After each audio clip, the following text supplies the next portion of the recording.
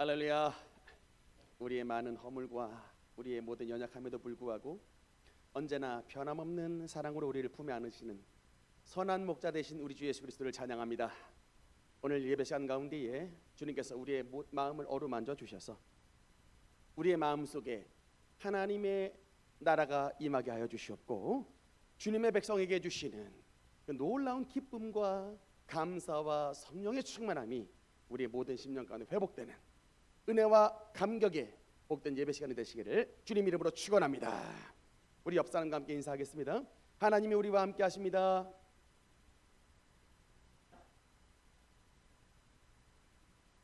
우리는 지금 계속해서 사도신경의 말씀을 가지고 은혜를 나누겠습니다. 사도신경이라 뭐냐고 질문을 하시면 저는 이런 비유를 들 수 있을 것 같습니다. 유사이의 젊은 남녀가 결혼을 할 때에 거의 모든 커플들이 빠지지 않고 거치는 하나의 중요한 단계가 있습니다. 결혼을 결심을 했을 때 반드시 무엇을 하죠? 프로포즈를 하게 되어 있습니다. 내가 당신을 사랑하니 나와 결혼해 주세요 라고 하는 사랑의 고백이 그 단계를 거쳐서 결혼의 단계로 나가는데, 이렇듯 연인들의 프로포즈가 서로를 향한 사랑의 고백이라고 한다면 사도신경이란 무엇이냐? 하나님을 믿는 저와 여러분이 하나님을 향한 믿음의 고백을 드리는 것, 하나님을 향한 믿음의 프로포즈, 그것이 바로 사도신경이라고 말씀을 드릴 수가 있습니다. 여러분, 사도신경이 우리에게 왜 중요하냐면 로마서 10장 9절 10절에 정말로 중요한 말씀이 있습니다. 여러분, 로마서 10장 9절 10절 말씀 천천히 한번 읽어보겠습니다. 시작. 내가 만일 내 입으로 예수를 주라 시인하며 또 하나님께서 그를 죽은 자 가운데서 살리신 것을 내 마음에 믿으면 구원을 받으리라. 사람이 마음으로 믿어 의에 이르고 입으로 시인하여 구원에 이르느니라. 아멘. 여러분, 하나님께서 우리에게 주신 구원의 은혜를 우리가 얻는 두 가지 중요한 방편이 있다고 하는데, 그 중에 하나가 뭐냐? 진실한 믿음을 가져야 된다. 그 다음에 두 번째가 뭐냐? 그 진실한 믿음을 우리 입술을 통하여 예수 이름을 주라 고백하는 입술의 고백을 통하여, 시인을 통하여 구원을 받는다고 말씀하시고 있는 것입니다. 그래서 여러분, 매 주일마다 예배 시간에 사도신경을 굳이 고백하는 것은 이 신앙의 고백을 통해 주님의 백성들이 하나님의 구원받는 그런 은혜를 체험하라 라는 의미에서 예배 시간 가운데에 사도신경을 고백하는 것입니다.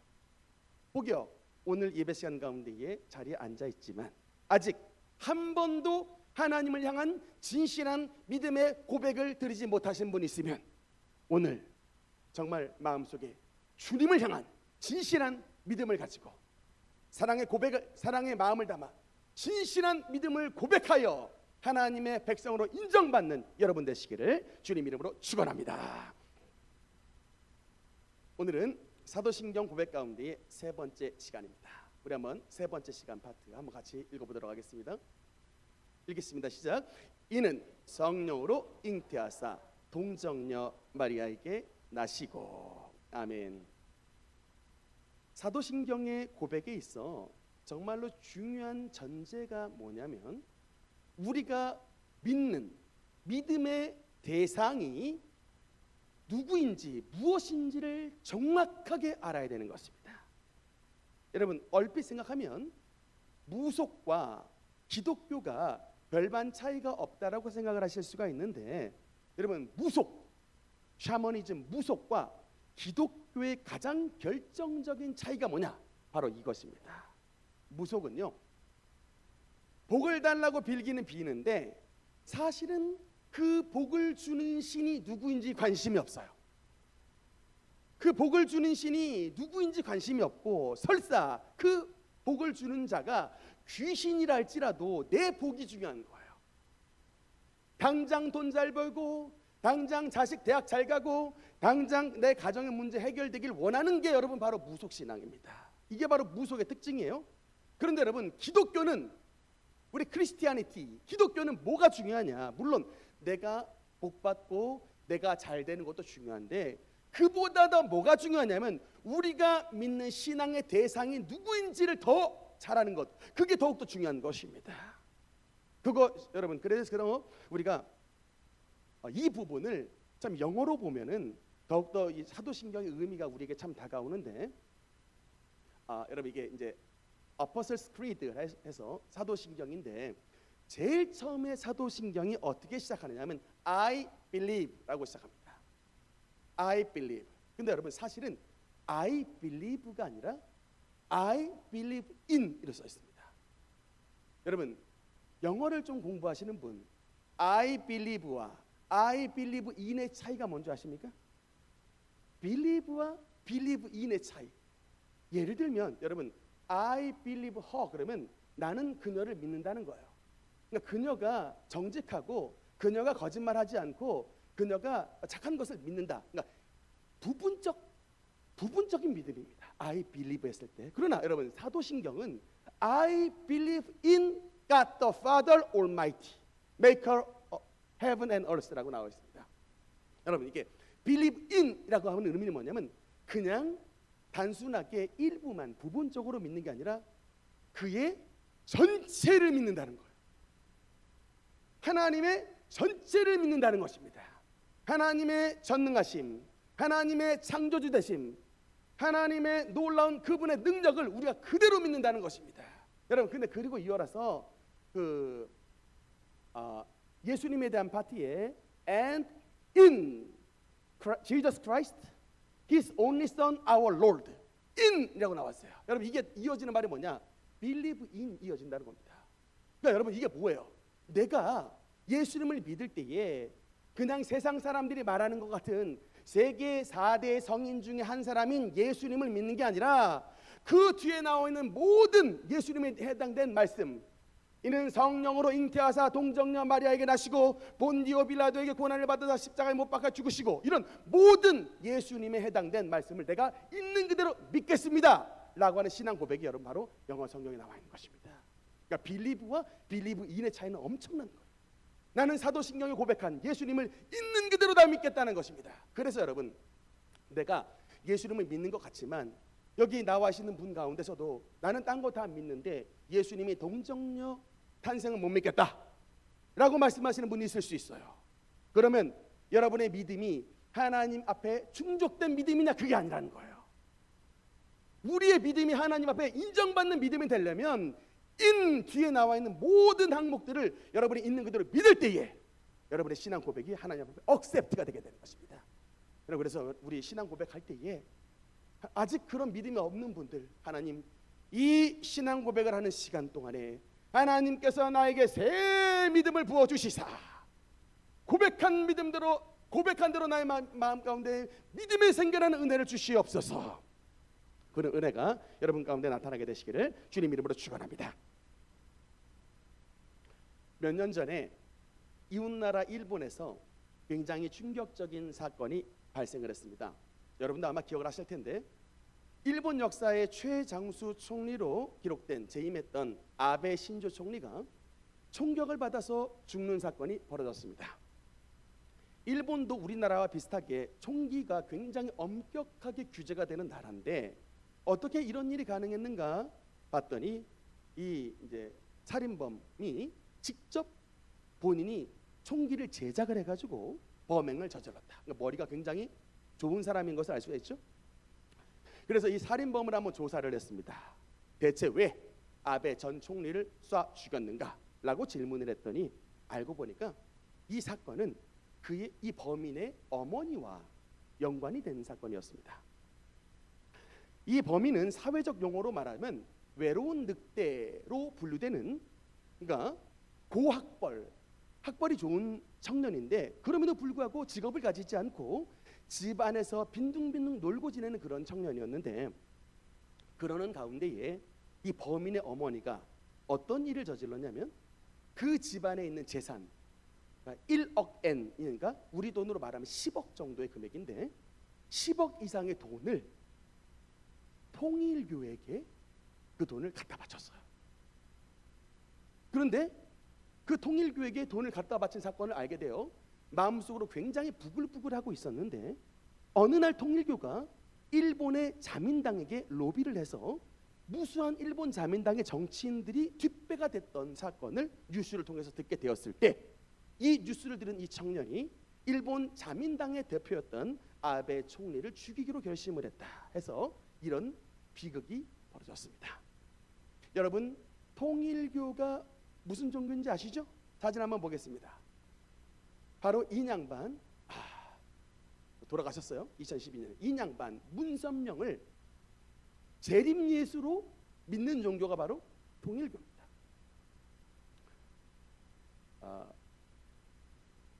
2012년에 죽었는데 여전히 사람들이 이 문선명이를 재림예수로 믿고 일본에서는 거기다가 거금을 갖다 바치는 사람들이 무수히 나왔다.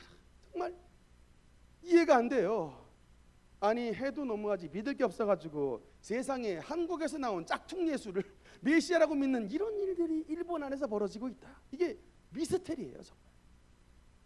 지금은 여러분 통일교가 어떻게 됐냐? 족보 잠깐만 보면요. 족보 다음 그 그림 잠깐 볼게요. 족보도 있는데 그 부인이 한학자라는 부인인데, 이름 가진 사람인데, 저 한학자가 지금 교주예요. 근데 지금 저 한학자 교주랑 문선명의 자녀가 매우 많습니다. 몇 명일까요? 17명이에요. 17명의 자녀가 있는데 그 중에서 7남 7째 아들과 지금 싸움이 벌어져가지고 네가 교주이네 내가 교주네, 지금 싸움을 벌어진 형국이 현재의 통일교의 모습입니다.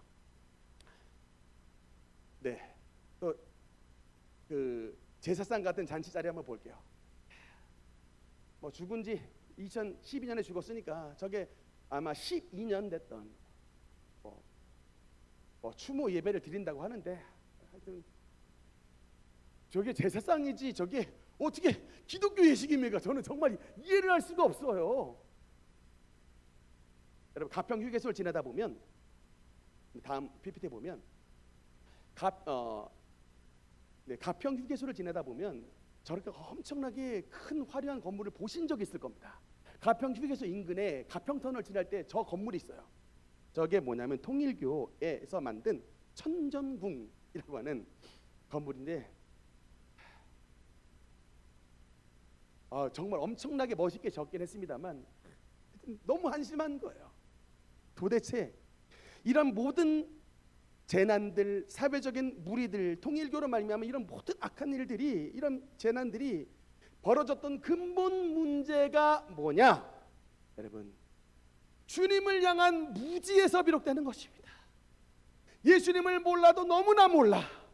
그래서 여러분, 호세아 선지자 이렇게 탄식을 했습니다. 호세아서 4장 6절 말씀 한번 같이 읽겠습니다. 시작. 내 백성이 지식이 없음으로 망하는도다. 하나님의 백성이 하나님을 아는 지식이 없으니까 너무나도 쉽게 낚여가지고 세상에, 대한민국 여러분, 이단 천지, 땅 면적 대비 이단이 인구가 가장 많은 그런 불명의 오명을 뒤집어 쓴 나라가 됐습니다. 여러분, 왜 그럴까요? 예배 시간에 성도님들에게 하나님의 말씀에 대해서 제대로 안 가르쳐서 그래요. 안 가르쳐서. 말씀을 제대로 배우면 이런 사교들에게 속아 넘어가는 일이 없는데, 이런 종교 사기꾼들한테 당하는 일이 없는데, 가슴은 뜨거운데 막 머리까지 막 뜨거워가서 하나님의 말씀을 모르니까 이렇게 막 낚이는 겁니다. 여러분, 또 다른 재림 예수 있어요. JMS라고 지난번에도 잠깐 말씀을 드렸을 때 정명석 있죠. 여러분, 정명석이 어디 출신인 줄 아십니까? 정명석이 통일교 출신이에요. 정명석이 통일교에서 배운 교리를 그대로 벤치마킹하여 자기가 그냥 재림 예수라고 말합니다. 그런데 여러분, 그러니까 원래 문선명의 제자가 정명석이에요. 근데 지금 자칭 자기가 재림 예수가 됐단 말입니다. 지저스 모닝스타 JMS가 됐는데, 그러면 지금에 와서 정명석이 문선명을 뭐라고 말한 줄 아십니까? 부인은 할 수 없고 거기서 나왔으니까. 문선명을 뭐라고 말하느냐? 예수님의 앞길을 준비한 세례 요한이라. 문선명을 세례 요한이라고 말한다니까. 야, 이것들끼리 아주 북치고 장구를 치고 난리가 났어요. 더 놀라운 건 이 이단의 이 북치고 장구침에 수많은 주님의 성도가 함께 춤추고 노라리에 판이 벌어지는 게 지금 대한민국의 현실입니다. 오 통제라. 오 통제라. 무지한 성도가 더 문제다. 예수님에 대한 성경적인 지식이 없으니 성경을 자기 멋대로 해석하며 속여드는 이런 일종의 종교 사기꾼들에게 놀아나는 거예요. 사도신경의 가장 중요한 목적은 두 가지입니다. 여러분 지금 사도신경 우리 계속해서 말씀할 텐데 가장 중요한 목적 두 가지가 첫째가 뭐냐? 성도들의 신앙 강화예요. 고백을 통하여 하나님의 구원을 받고 신앙이 강화되는 것. 그 다음에 두 번째가 뭐냐? 이 올바른 신앙 고백을 통해 이단들을 분별하고 바른 신앙을 사수하는 것입니다. 믿습니까? 하여튼 여러분 절대 우리 능력교회 성도만큼은 여러분의 삶 가운데 이단에 빠져드는 이런 말도 안 되는 비극들이 나타나지 않게 되기를 주님 이름으로 축원하는 것입니다.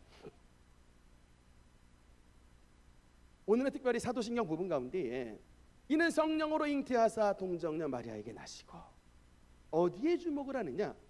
예수 그리스도의 특별한 탄생, 주님의 특별한 탄생에 대해서 언급하고 있습니다.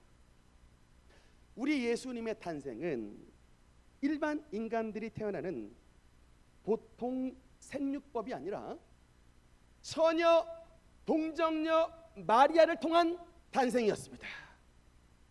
여러분 근데 이 고백이 왜 중요하냐? 동정녀 탄생이 이게 왜 중요한 것이냐면 여러분 이게 뭐냐면 이 예수님의 동정녀의 탄생이 구약 시대에 하나님께서 수많은 선지자들을 통하여 이런 일이 일어날 것이다 라고 말씀하신 하나님의 예언이 성취된 사건인 것입니다. 그 가장 대표적인 말씀이 뭐냐? 바로 창세기 3장 15절 말씀입니다. 창세기 3장 15절 말씀 우리 한번 창세기 3장 15절 말씀 우리 한번 같이 읽도록 하겠습니다. 시작. 내가 너로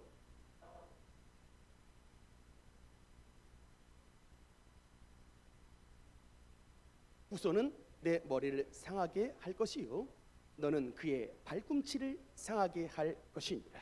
아멘. 아멘. 뱀의 머리, 사탄을 상징하는 뱀의 머리를 상하게 하는 자가 누구라고 말씀합니까? 여자의 후손이라고 말씀합니다. 여러분 우리는 누구예요? 우리는 누구냐면 남자의 후손입니다. 여기 있는 성도들 가운데 아버지 없이 태어나신 분 있습니까? 여자가 스스로 셀프로 자식을 낳은 분 계세요? 그래서 교회에 오신 분 있습니까? 한 명도 없습니다. 그래서 여기 앉은 저와 여러분 우리 모두는 남자의 후손이에요. 그러나 단 한 분 남자 없이 아버지 없이 태어나신 분이 있으니 그분이 바로 예수 그리스도인 것입니다. 여러분 근데 이 부분에 대해서 이사야 선지자는 조금 더 명확하게 예언을 했습니다. 이사야서 7장 14절 말씀 같이 읽겠습니다. 시작. 그러므로 주께서 친히 징조를 너희에게 주실 것이라. 보라 처녀가 잉태하여 아들을 낳을 것이요 그의 이름을 임마누엘이라 하리라. 아멘. 처녀가 잉태하여 아들을 낳을 것이다. 그리고 그의 이름을 임마누엘 하나님이 우리와 함께 계시다. 이것이 창세기 모세를 통하여 이것이 선지자 이사야를 통하여 하나님의 구원의 계획이 약속이 되었는데 예수 그리스도의 동정녀 마리아의 탄생을 통하여 하나님의 약속이 성취됐다는 예수님의 탄생은 구약의 약속의 성취인 것입니다. 예수님은 우리 저와 여러분의 모든 약속을 지켜주시는 분입니다. 여러분 더더군다나 예수님이 태어나실 때에 태어나는 장소도 말씀을 하고 있습니다. 미가서 5장 2절 말씀해 보니까 베들레헴 에브라다야 너는 유다 족속 중에 작을지라도 이스라엘을 다스릴 자가 내게서 내게로 나올 것이라 그의 근본은 상고의 영원에 있느니라. 예수님이 탄생하시는 장소가 어디라고요? 다윗의 고향인 베들레헴이라고 말씀을 합니다. 그리고 여러분 예수님이 그냥 출생을 하신 것이 아니라 어떤 혈통 반드시 누구의 혈통을 통해서도 나을 것이라고 말씀하고 있습니다. 사무엘하 7장 12절 말씀해 보니까 그것이 바로 다윗의 언약이에요. 13절 말씀해 보면 그는 내 이름을 위하여 집을 건축할 것이요 나는 그의 나라 왕위를 영원히 견고하게 하리라. 다윗의 후손으로 오실 다윗의 왕위를 받아 영원히 견고하셨어요. 다윗의 후손으로 오신다고 했습니다. 여러분 예수님은 이 모든 조건을 만족시키신 분입니다. 베들레헴에서 태어나셨고 다윗의 후손으로 오셨고 처녀 마리아를 통해서 나셨습니다. 그래서 여러분 예수님의 자격이 그리스도의 자격이 완성된 거예요. 완성된 겁니다. JMS 정명석이, 통일교 문선명이, 이 중에 그 어느 자격 하나 완성한 거 있습니까? 정말 황당한 거는 여러분, 정명석 나이가 몇 살인지 아세요? 1945년생입니다. 할아버지예요. 그런데 1945년에 여러분 어떤 해입니까? 대한민국이 해방을 맞은 해죠. 세상에, 자기가 1945년에 태어났다고 자기가 해방의 주래요. 그래서 메시아래요. 그리고 여러분, 정명석이가 고향이 충남 금산입니다. 닭발골이라는 곳에 태어났는데, 닭발골하고 다윗하고 발음이 비슷하다고 자기가 다윗의 후예래요. 도무지 껴맞힐래야 말도 안 되는 소리를 하고 있어요. 근데 그거 믿고 두 손 들고 아멘하는 2만 명, 3만 명의 JMS 신자들은 도대체 뭡니까? 성경을 도대체 뭘로 읽었습니까? 금산에 태어난 게 메시아가 아니라니까요. 베들레헴에서 태어나셔야 된다고, 처녀로 잉태하여 처녀를 통하여 출생하셔야 된다고. 문선명이 이북 출신이에요. 이북 출신. 아버지 이름 다 나옵니다. 이런 주장을 하는 이런 사람들에게 속아 넘어가네. 이런 얘기를 들으면 여러분 뭐라고 해야 돼요? 이런 얘기를 하면서 포교를 하려고 그럴 때 여러분 이때 어떻게 됩니까? 이때가 욕하는 순간이, 이때가 성경에 남아있는 욕을 하세요. 독사 이 자식들아, 예수 이름으로 물러가라, 확 외쳐버리세요. 여러분이 성경을 그냥 알아도 허리버리하게 알고 그런가 싶어 이렇게 넘어가는 겁니다. 이래서 낚이는 거예요. 두 번째, 동정녀 탄생의 의미. 바로 여러분, 두 번째 동정녀 탄생의 중요한 의미는 뭐냐면 주님의 구속의 완성이라는 겁니다. 구속의 완성. 사실 우리가 구속이라는 단어를 볼 때에 우리에게 친근한 단어는 이 단어가 아닙니다. 한 번만 더 눌러주시면요. 네, 구속. 네. 구속이란 단어가 우리가 통상 들었던 구속 영장의 그 구속 단어가 있고, 또 두 번째 단어는 값을 주고 사서 해방시킨 구속이라는 단어가 있습니다. 그러니까 발음은 똑같은데 구속, 똑같이 구속인데 뜻은 정반대예요. 1번 구속은요, 구속영장의 구속은 그냥 밧줄을 얽어매서 가두는 그 구속이에요. 그런데 여러분, 여러분 두 번째 나오는 구속은 값을 주고 사서 해방시킨, 그래서 자유를 준 구속인데, 예수님의 구속은 1번이다 2번이다? 2번. 예수님의 핏값 주고 사서 해방시킨 구원인 것입니다. 여러분, 주기도문에 보면요, 우리가 우리에게 죄 지은 자를 사하여 준 것 같이 우리 죄를 사하여 주옵시고라는 말씀이 있는데, 여기서 죄 지은 자를 영어 성경에 보니까 빚진 자로 써 있어요. that 우리가 우리에게 빚진 자를 사하여 준 것 같이라고 써 있습니다. 여러분, 예수님께서 왜 죄를 빚이라고 하는 채무의 개념으로 말씀을 했을까? 여러분, 바로 이거예요. 여러분이 가령 주변에 1억의 빚을 져가지고 굉장히 채무에 허덕이는 사람이 있습니다. 그런데 여러분이 예를 들어 1,000만 원의 빚을 지고 있는 사람인데, 여러분이 저 1억의 빚을 진 사람보다 적게 1,000만 원의 빚을 지고 있다 할지라도 저 사람의 빚을 갚아줄 수 있어요, 없어요? 저 사람의 1억의 빚을 갚아줄 수 있지 않습니다. 왜? 내가 저 사람보다는 빚을 덜 지고 있지만 나도 1,000만 원을 빚진 사람이기 때문에. 여러분, 이게 무슨 말이냐면 죄는 빚과 같아요. 그러니까 어떤 사람도요, 아무리 성인군자라 할지라도 그 역시 우리보다는 훌륭하지만 죄의 빚을 진 사람이기 때문에 우리를 구속할 수 있는 능력이 없습니다. 그 역시 빚진 자예요. 부처도 마찬가지고 공자님도 마찬가지고 저와 여러분보다는 선한 사람이지만 그 역시 죄의 빚이 있는 사람이기 때문에, 채무자이기 때문에 우리의 빚을 갚아줄 수가 없습니다. 무능력해요. 근데 여러분, 왜 하나님의 아들께서 이 땅 가운데 사람의 몸을 입고 오셔야 됐냐? 그분이 죄가 없으신 분이어서 그런 거예요. 그분이야말로 원죄로부터 자유로운 분이기 때문에 우리의 죄값을 지불하실 수 있는 것입니다. 다른 사람의 죽음은 자기의 죄로 말미암은 죽음이지만 오직 예수님만이 죄가 없으신 분으로 저와 여러분의 죄를 지불하실 수가 있는 것입니다. 그래서 하나님의 아들이 동정녀의 몸을 통하여 이 땅 가운데 성육신하는 역사가 필요했던 것입니다.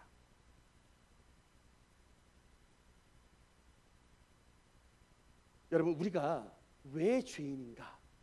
제가 얼마 전에도 우리 친구들 만났는데 참 여러분 이거 우리 동창회에서 전도할 굉장히 어렵습니다. 우리 고등학교 동창들 한 20년 만에 만났는데 애들은요 자기가 일단 기본적으로 왜 복음이 필요한지 왜 죄인인지를 이해를 못해요. 참 여러분 여기 앉아있는 사람들 그래도 복받은 사람입니다. 왜냐하면 우리가 죄인인 것을 믿기 때문에 우리의 죄를 사하신 예수님을 믿는 것입니다. 이게 은혜라니까요. 여러분 나는 죄인입니다라고 말하는 이것이 정말 엄청나게 큰 은혜예요. 우리가 만약에 우리가 죄인입니다라고 말하지 않으면 우리 여기 오지 않습니다. 그냥 내 마음대로 살아가는 거예요. 세상 사람들하고 똑같습니다. 그런데 여러분 우리가 왜 죄인인가라고 질문을 하면 두 가지 측면에서 우리는 죄인이라고 말씀할 수 있습니다. 첫 번째 우리가 어떤 측면에서 죄인이냐? 우리는 법정적인 측면에서 죄인이에요. 그 다음 두 번째는 우리는 뭐냐면 생물학적인 측면에서 죄인입니다. 일단 여러분 우리가 법정적인 측면에서 왜 죄인인가 여러분과 함께 말씀을 드리고 싶은데 우리가 흔히 알고 있는 매국노 하면 이완용을 알고 있지만 여러분 이완용보다 더한 매국노가 있으니 그 자가 바로 윤덕영이라는 자입니다. 여러분 혹시 윤덕영 이름 아세요? 윤덕영 잘 모르시죠? 요새는 굉장히 벌거벗은 한국사나 이 한국 역사 근대사에 이 윤덕영이라는 인물이 굉장히 많이 부각이 됩니다. 제가 보니까 사실은 이완용은 얼굴 마담이었어요. 얼굴 마담이 앞장선 사람이고 그 뒤에서 돈을 착복했던 모든 이득을 실질적으로 갈취했던 자가 윤덕영인데 이완용의 재산보다 10배나 많은 돈을 일제로부터 받은 사람입니다. 그 경복궁 뒤에 그 청와대 뒤평 땅 그 거의 윤덕영 땅이었어요. 엄청나게 땅 부자였는데 여러분 이 윤덕영이 참 말로 다 할 수 없는 만행을 저질렀는데 이 윤덕영의 조카가 누구냐면 조선 제일 마지막 왕이었던 순종의 황후였어요. 대한제국의 순종의 황후인데 이제 1910년도 경술 국치에 한일합방 때에 이제 옥세를 넘겨야 됩니다. 이게 대한제국의 옥세를 일제에 넘겨야 되는데 이 순종의 부인이요 옥세를 치맛자락에 숨겼어요.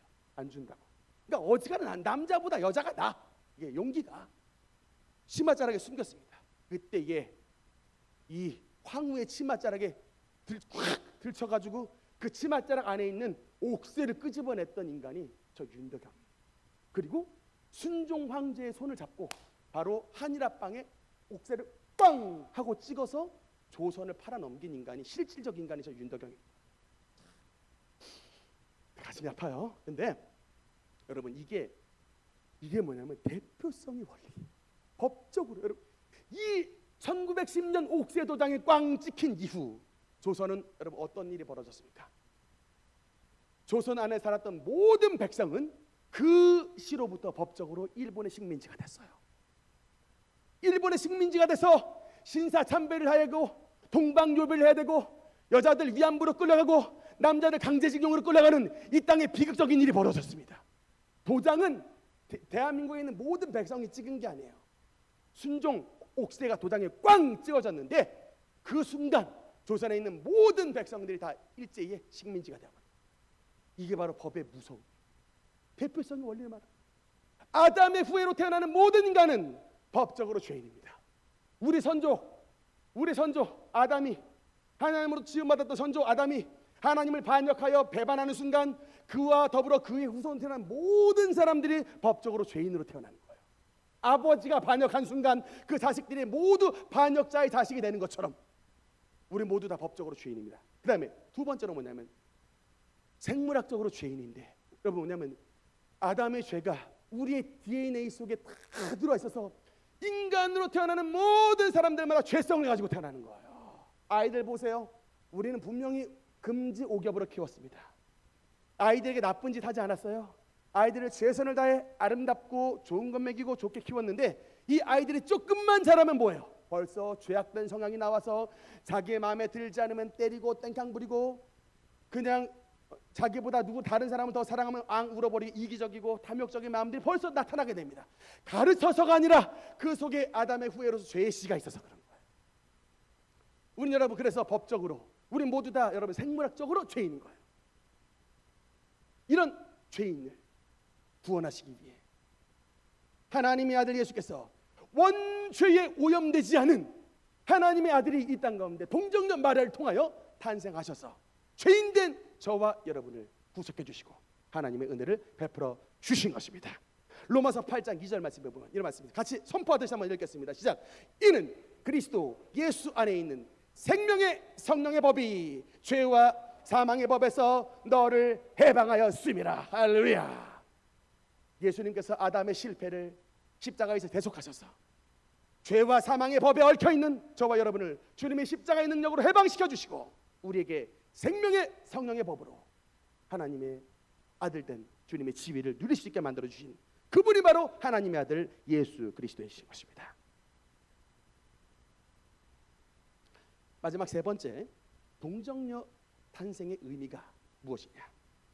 하나님은 처녀를 통하여 이 땅 가운데 사람을 낳으실 정도로 하나님의 권능은 너무나도 크고 위대하시다는 것입니다.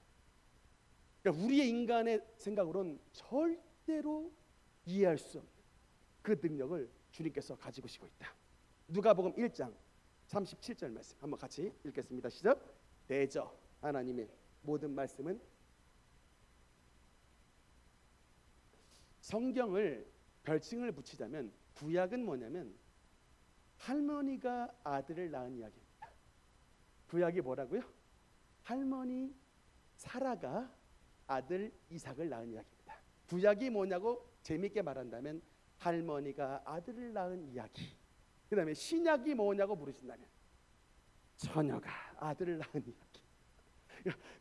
구약과 신약을 아들을 낳은 이야기로 말하자면 구약은 90세 된 사라가 경수가 끊긴 사라가 하나님의 능력으로 말미암아 임신을 하여 아들 이삭을 낳은 이야기라면 신약은 더욱더 놀라운 하나님의 역사가 나타났으니 처녀가 잉태하여 아들을 낳을 것이요 그의 이름을 임마누엘이라 하리라. 그를 통하여 탄생하신 예수 그리스도의 위대한 십자가의 사역을 믿는 그것이 바로 신약의 이야기인 것입니다. 여러분, 그래서 우리가 무엇을 믿느냐? 이 동정녀 탄생을 통하여 믿는 게 뭐냐면 하나님의 전능하심을 믿는 것입니다. 아멘입니까? 하나님의 전능하심을 믿는다. 하나님은 뭐냐? 하여튼 처녀를 통하여서도 사람을 낳으시게 하실 수 있는 하나님의 놀라운 능력, 불가능을 가능케 하신 능력이 바로 우리 주님께 있음을 저와 여러분은 믿어야 하는 것입니다. 오늘 여러분 우리가 왜 교회 나왔습니까? 그냥 집에서 쉬시지. 주말에 피곤합니다. 아직도 막 피곤하셔가지고 눈을 막 부비시고 계시는 분들이 있는데 사실은 주말에 쉬셔야 되잖아요. 왜 교회에 나왔습니까? 이유가 뭐예요? 우리들은 약하지만 정말 우리의 모든 문제를 해결하실 수 있는 그 전능하신 하나님을 만나기 위해 예배 시간 가운데 나온 것입니다. 그래서 여러분, 교회에 나온 사람 가운데 가장 불쌍한 사람이 뭐냐? 하나님의 전능하심을 믿지 못하고 그 많은 문제 속에 어떻게든지 내가 내 문제를 해결하려고 바둥바둥하는 사람, 그 사람이 가장 불쌍한 사람. 능력 많으신 처녀를 통해서 하나님의 아들을 낳으신 그 하나님이 우리 옆에 계신데 그분에게 도움을 청하지 않고 자기가 모든 물질, 자기가 모든 건강, 자기가 모든 가정의 문제를 해결하려고 애쓰고 있으니 이 얼마나 통탄한 문제입니까? 눈을 들어 하나님이 우리와 함께 하심을 바라보시고 불가능을 가능케 하시고 처녀가 잉태하여 아들을 낳게 하시는 전능하신 하나님 바라보시는 우리 모든 성도가 되시기를 주님 이름으로 축원합니다. 경상남도 울산에 한 청년이 있었습니다.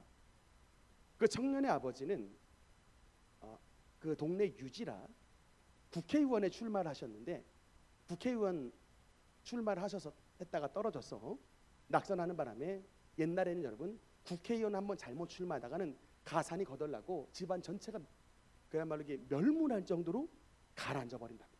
이 청년의 집안도 그랬는데 완전히 몰락한 집안이 됐고 더더군다나 이 청년이 고2 때에 폐병에 걸렸습니다.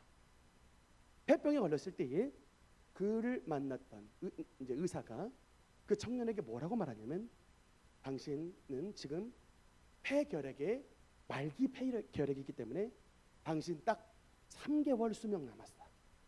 학생 딱 3개월 수명 남았으니 집에 가서 맛있는 거 많이 먹고 하고 싶은 것 하고 사세요 라고 보냈어요. 의사가 포기하고 보냅니다. 근데 그 청년의 집안은 독실한 불교 집안이었어요. 계속해서 그래서 고등학교 2학년 때 생명이 끊겨지게 생겼으니 3개월밖에 안 남았으니 얼마나 여러분 서글프겠습니까? 그래서 아버지가 믿는 그 부처 앞에 가서 열심히 빌고 또 빌었답니다. 부처님 제발 저를 살려주세요. 부처님 제발 이 젊을 때 내 인생 끝나기엔 너무나도 억울하니 날 좀 살려주세요 라고 했는데 아무런 응답이 없다. 이 청년이 순간 생각하기를 혹시 부처가 지금 자기를 버리고 지금 놀러 나갔는가라고 생각했던 정도로 이제 그런 생각이 들었을 때 그때야 비로소 이 청년이 자기가 알지 못하는 하나님을 부르기 시작했다. 하나님, 만약에 이 온 우주에 하나님이 살아계시다면 나를 찾아오셔서 나를 좀 만져주세요. 그렇게 기도를 드렸는데 어느 날 그 누이의 친구였던 고등학교 3학년 여학생이 교복을 입고 집 안에 들어왔는데 들어오자마자 예수님을 증거하더랍니다. 예수님을 증거했는데 성경을 내밀면서 하나님이 당신을 사랑하시고 예수님의 은혜를 받으면 당신 치료함을 받을 수 있다고 했는데 마음속에 막 강팍한 마음이 들 때 나가라고. 근데 다음 날 되는 또 왔더라. 셋째 날 됐는데 또 왔더라. 넷째 날 됐는데 또 왔더랍니다. 화가 나가지고 막 폭언을 퍼붓던 지금 내가 내 입에 말기 폐결핵균이 내 입에 가득한데 내가 이것을 당신에게 뿜어버리기만 하면 당신도 바로 나 같은 폐결핵 환자가 된다. 당장 나가라고 했는데 이 여학생이 뭐라고 말하냐면 나는 예수님이 나를 지금 지켜주시고 있기 때문에 절대 폐결핵에 걸리지 않습니다 라고 당당하게 말합니다. 그러면서 이 불신자였던 자기를 위해서 그 자리에서 막 무릎을 꿇고 눈물로 기도를 하는데 그 여학생의 뺨에 흘러내리는 눈물을 보는 순간 마음에 참 이상한 마음이 들더랍니다. 아니 이 여학생이 나를 아는 사람도 아니고 아니 이 여학생이 나의 약혼자도 아니고 이 여학생이 나와 아무 상관없는 친척도 아닌데 왜 일면도 모르는 이 나를 위해서 이렇게 눈물을 흘리는가. 그 여학생이 흘리는 눈물이 이 17살 청년의 마음 가운데 떨어져서 마음을 녹여놨답니다. 야, 예수님을 믿는 사람은 뭔가 다르다. 그러면서 바로 고백을 했대요. 알겠습니다. 울지 마세요. 내가 당신을 위해서 예수님을 믿겠습니다 라고 고백을 했는데 그래서 그러고 나서 이제 성경책을 줬는데 성경책을 딱 봤는데 너무나도 성경책이 한 구절 한 구절이 은혜가 되더랍니다. 그래서 성경 말씀을 읽는 순간에 갑자기 마음속에서 하나님의 음성이 딱 들리는데 아들아 너는 죽지 않고 이 병에서 산다. 그때 여러분 이 딱 말씀을 들었을 때 그 청년이 주님께 고백했대요.